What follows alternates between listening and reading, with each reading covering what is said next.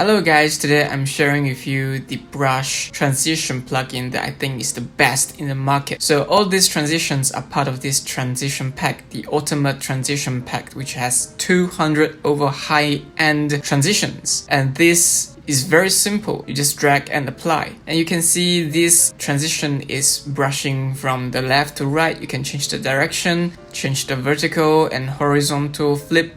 And also, if you don't like to be vertically from left to right or right to left, you can choose it to be diagonally, like this one, or scaling in or scaling out from the center of the picture. And yeah, you can always adjust. If you don't like the previous ones, you can choose a circled one. So it's kind of like circling from inside to outside or from outside to inside, but just simply clicking on the reverse function of this transition.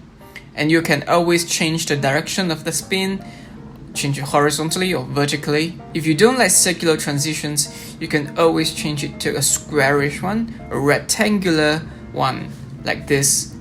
And you can always change the direction, the flip. It's always there. You can always change them. If you don't like your brush transition to be very structured, you can always change it to a very messy one. You can still change the directions or reverse it however you want. It looks very simple and it looks so professional.